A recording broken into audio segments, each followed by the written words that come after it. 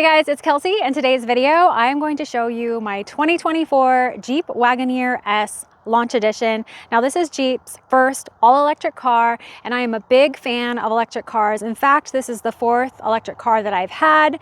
Now, my budget for electric cars is usually like $30,000. This car is not $30,000. The MSRP on this car is $71,995, so almost $72,000. So why in the heck do I have it if my budget is $30,000? Well, there was an incredible lease deal for Jeep employees. My husband is a Jeep employee. It was such a good deal, zero down, extremely low monthly payment. We felt like we had to take advantage of it. He is a lifelong Jeep owner, so it's just something that we had to do. So I have it here. I want to show you all of the features, the things I like about it, the things I don't like about it, take it for a drive, and at the end of the video, I'm going to talk about some of the issues that I've already encountered, and I haven't even owned this a month. But let's get started with just the basics. Again, the price is $71,995, so almost $72,000. Again, that is way over my budget, but for leasing purposes, I'm okay to spend the small amount that I'm spending on the lease. As far as purchasing, just with depreciation and EVs in general, I can't justify spending that much on an EV. I just can't do it. So that is why I would not purchase this, but leasing, I'm okay. In 2 years, I'm gonna give it back, and hopefully I'll have had, you know, a good 2 years with it. So this is 600 horsepower. It is quick. It is the fastest car I've ever had. It goes 0 to 60 in 3.4 seconds. So again, very, very quick. The range on this is 303 miles, and it has a 100.5 kilowatt battery, and this is all-wheel drive. So that's actually really important. I've never had an all-wheel drive car before, and we do get a lot of snow, especially this last winter. It was like snow all the time. So that I really appreciate. As far as options go, this is the launch edition, so they've just put everything. It has everything. You can make a few modifications, the first one being the color. If you want any color other than white, it is $595 extra for that. As far as the wheels, there's two options. There's the standard wheel, and then there's this gloss black painted, which is what I have, and they don't even charge you extra. So that was $0, and I got wheels that I liked better. You can opt to get red leather interior. That is $1,000. And the last option, if you want a tow package, that's $995. But again, you can make a few choices, but pretty much this thing is loaded as it is. Now for the charger, it does come with a level 1 charger and the option of a level 2 charger, or you can get $600 in charging credits. We got the level 2 charger because we do have level 2 charging in our garage, so that worked out really well. Okay, so as far as size, the Wagoneer S is nowhere near the size of the Jeep Wagoneer, and I actually brought out my Equinox EV for you to visualize the size, and I will get out of the way so you can just really appreciate the size. They're almost identical in size, so I hope that maybe helps visualize the size of it. Okay, again, so this is much smaller than the Wagoneer. It is a bit more compact than the Grand Cherokee, but a little larger than the Cherokee, just for Jeep people out there.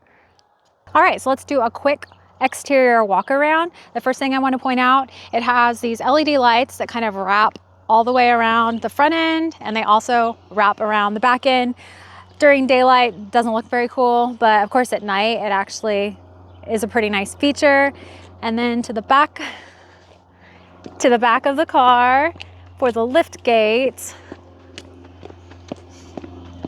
So to open the lift gate, there is a button here, but there's also hands-free operation. And you know, if your hands are full and you want to open it, you can just put your foot under the bumper and it will open. However, I've only got this to work maybe 2 times. I'm gonna try it for this video. I'm gonna guess that it won't work, but let's see what happens. See, there's a sensor down here. Does it? It worked. It worked. But it was kind of a pain, so I don't envision using it very often because it's almost more trouble than it's worth. But let's check out all of the room that you get back here. It's pretty sizable. And then of course, if you lift this up, there is more space. Now this is the subwoofer because this does have the premium audio in it. For future models that don't have the premium audio, you wouldn't have the subwoofer in here and you would have like even more storage back here. That thing takes up a lot of space, honestly. All right, so to close it, again, you can use your foot or you can just push this button.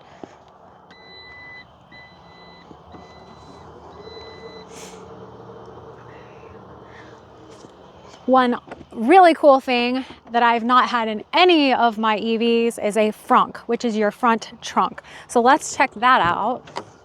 To open it, there's just a button right here. There we go. I mean, very similar to, you know, the hood of a regular car. And there it is. Now, it doesn't look that impressive, but if you actually take this out, there is a tire inflator. And if you take that out, there's even more space. So you could fit some things in here. For me personally, I have been using it when I pick up food and I don't want my car to smell like food. I've been putting it in here and it works pretty well for that. And to shut it, you're just going to very lightly shut it like that. So that's pretty much for the exterior. So now let's check out the interior.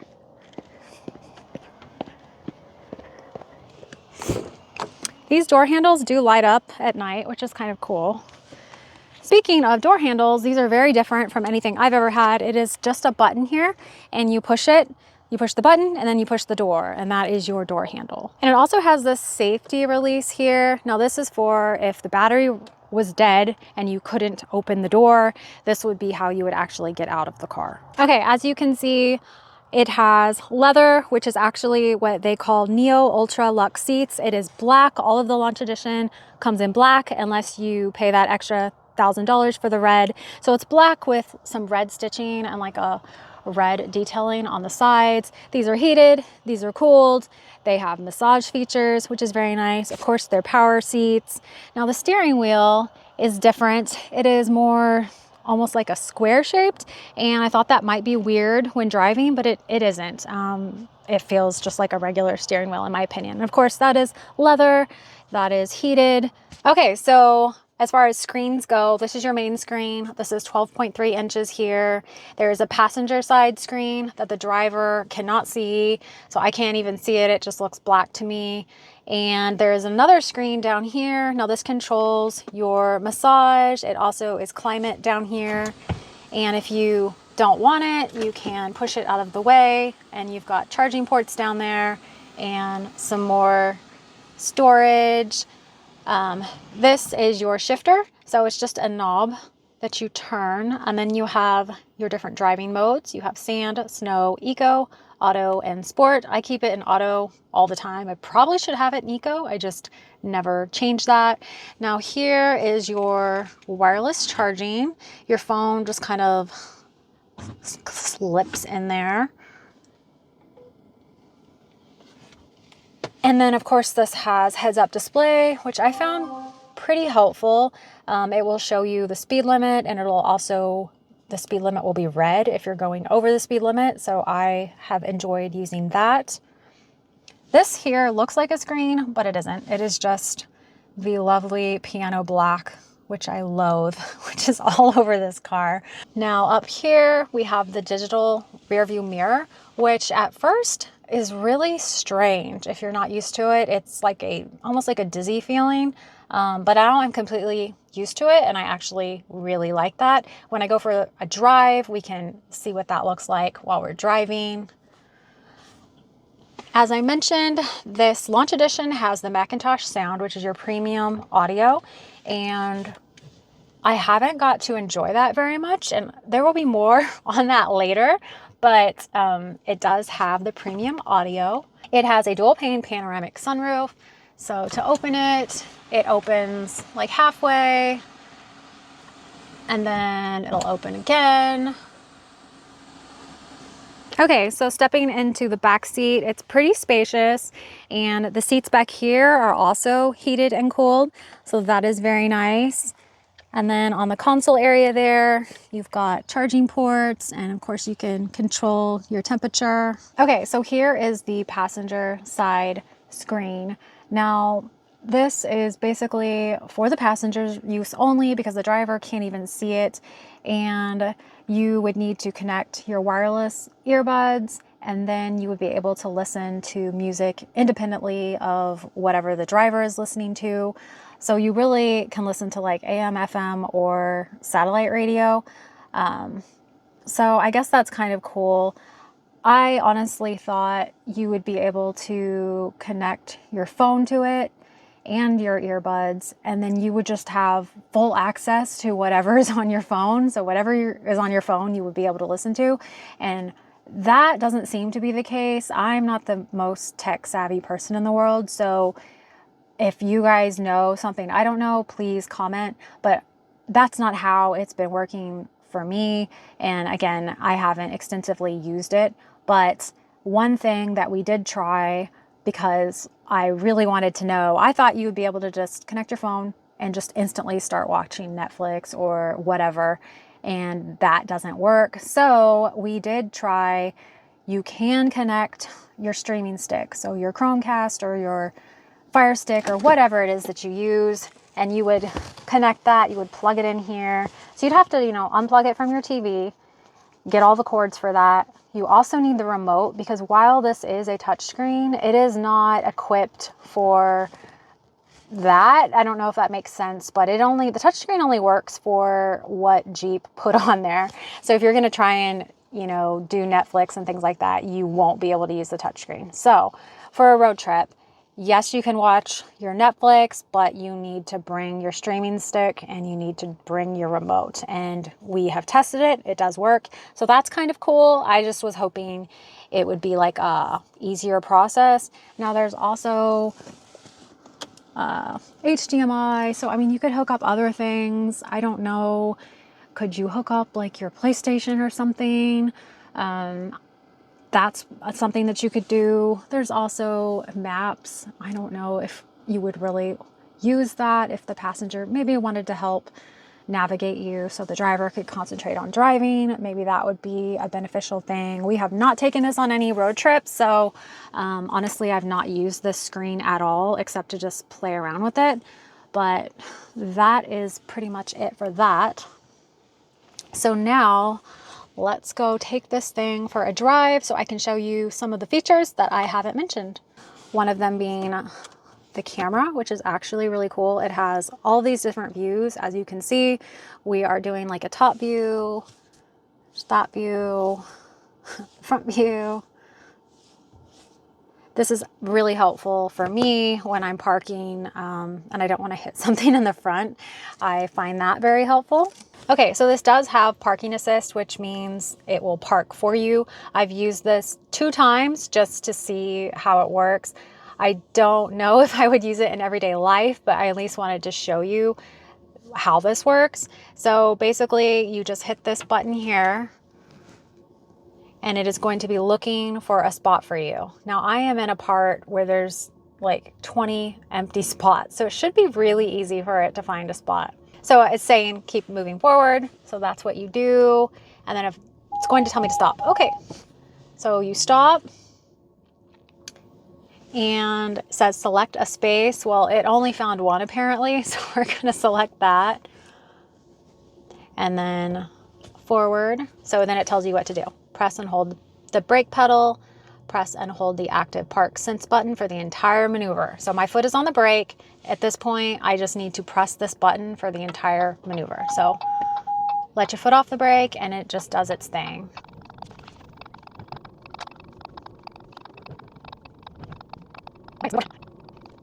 All right, complete.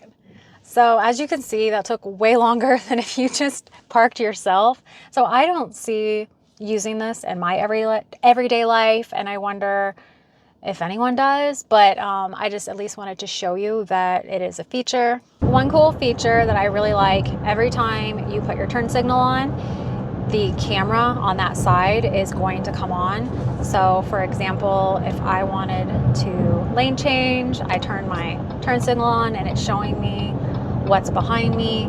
so I don't have a blind spot, and it's just great for safety. So I actually really like that feature. Okay, so this has adaptive cruise control, but it also has active driving assist that will essentially drive for you as long as you have at least one hand on the wheel. So to turn that on, you just push this button here, and then you set your speed, which I really need to slow down.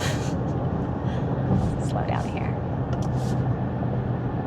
And it is set to go. So again, it gets angry if you take your hands off the wheel. It turns orange, but it's green, it's happy. I have at least one hand on the wheel, and it is now driving for me. Okay, I'm so excited because I am going to show you how quick this car is. I'm finally at a stoplight with someone next to me. I don't think they want to race, but we're going to race. What even car is that? I don't know, but bye. Now that is just in auto. Sport would have been much more fun, and I did not floor it. I don't know that I've ever floored it, but still, it's very fun. Okay, so as I mentioned, there has been a few issues since I got this, and I've only had it not even a month. So the first issue, which I kind of alluded to when I was showing you the interior, while this has the Macintosh premium sound, I haven't been able to enjoy it because there's an issue with the driver's side speaker. I don't know if it's the speaker or if there's something loose in there that rattles around, but whenever I try and listen to music, it sounds really awful, and it's definitely coming from that driver's side speaker. So for now, I've actually turned that speaker off, and I'm just listening to the passenger one because it sounds awful. So that is something that obviously is gonna have to get fixed. But so I can't say if the Macintosh sound is really awesome because I haven't fully been able to enjoy it yet. Another issue on your screen below your main screen, the one that controls your massaging and your climate, for some reason it will just go dim randomly. Now it's not tied to daylight or anything. It just randomly will be so dim that you can barely see what's on it. So I have no idea what that's about, and I'm sure if I brought it in, they would say they don't know how to fix it at this point, probably waiting for a software update or something like that. So that's not something that is major, but it's, you know, it's kind of annoying. The third issue, which is also kind of annoying, if you want to use one pedal driving, which I tend to do in all my EVs, you have to set that every single time you get in the car. It won't just stay on. And that is something that for me, I forget. So it's just never on for me. So that is something that is just a design, it's either a design flaw or it is an issue. I don't know which one, but I don't like it. Another thing that I've had a problem with, and I don't know if it's me or what, but I see it falling out of reverse and going into park. So I'll be like reversing and then I might brake, it'll just park. And I'm like, I still want to reverse. So I don't know what's going on with that, if it's me doing something, but it happens pretty much every day. So again, is that an issue? Is it a user error or is it the car? I don't know, but it's something that I've noticed that keeps happening. Another thing I've noticed that keeps happening, and again, is it user error or is it the car? The parking brake will it'll turn on all the time. You turn the car on, the parking brake turns on 90% of the time. The other 10% it doesn't. So I've got to the point where I just automatically assume that it's on and I have to push it to turn it off. So I don't know what's up with that. I don't like that. I live in Kansas. There's no hills here. I don't have a use for a parking brake ever, and it just is always on. So I don't like that. Now, the last two issues are kind of major issues. The others are just me kind of complaining, but the last two issues are actual real issues. Day 6 of me owning this, I'm out. It's like super cold that day, probably 10 degrees or something. And I get in to start it after being out for a while. Car won't start. It just tells me to put my foot on the brake and press power. So I'm doing that. The car will not start. There's no heat, like nothing. I don't know what to do. Like, why won't the car start? I figured out, by calling my husband, I figured out that I needed to open the door, shut the door, let the screen completely shut down, then try and start the car. So that is what I ultimately did, and that did get the car going. But that was scary, honestly. For a moment, I didn't know what to do, and I don't know why that happened, and it shouldn't be happening. And of course, my husband didn't know either, and it's going to be something that he's going to have to look into. So the other thing that it has done 3 or 4 times, and I'll just be starting the car, not even really maybe going 10 miles an hour because I'm basically pulling out, and this cute little turtle will pop up and it'll say reduced power mode, meaning you're not going to be able to go fast. And it's actually kind of scary the first time it did it because I was really pulling into traffic, and this turtle light comes on and I'm going super slow and I didn't know what to do. I pulled over and had to turn the car off, turn it back on, and that did fix the problem. That has happened 3 or 4 times, and the turtle will come up, and I don't know what's causing that. But it honestly is kind of scary if it were to do that, you know, if I'm on the highway and then suddenly that happens and I can't go fast. Like, that could be very dangerous. So it's only happened to me when I've been parked and I just started the car. So I haven't been in like a dangerous situation with that yet, but it's kind of worrisome.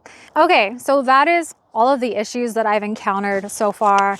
But if I'm being honest with you, I feel like I should have encountered no issues. It's a brand new car.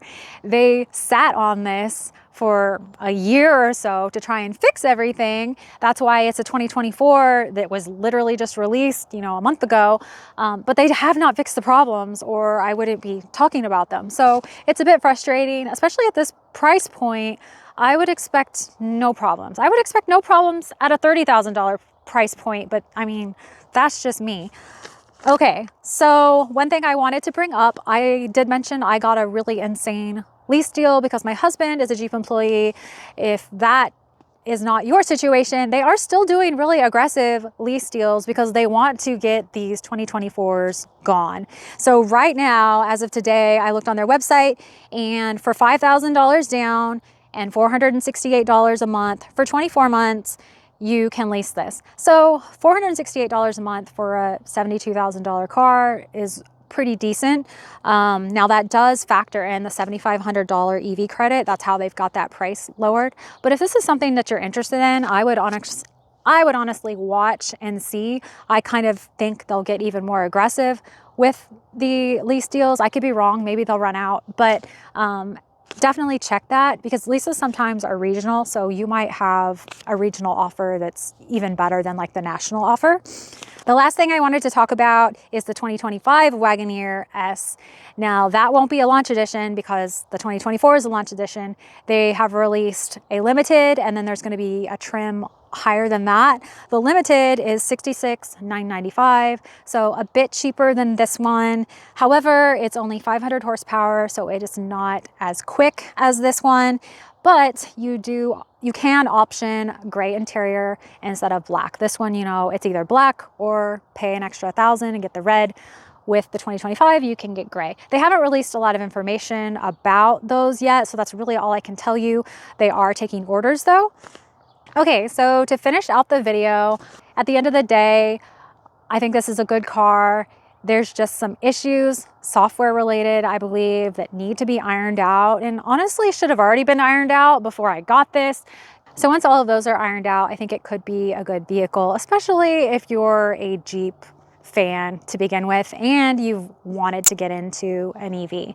So I appreciate you watching, and I hope to see you guys later.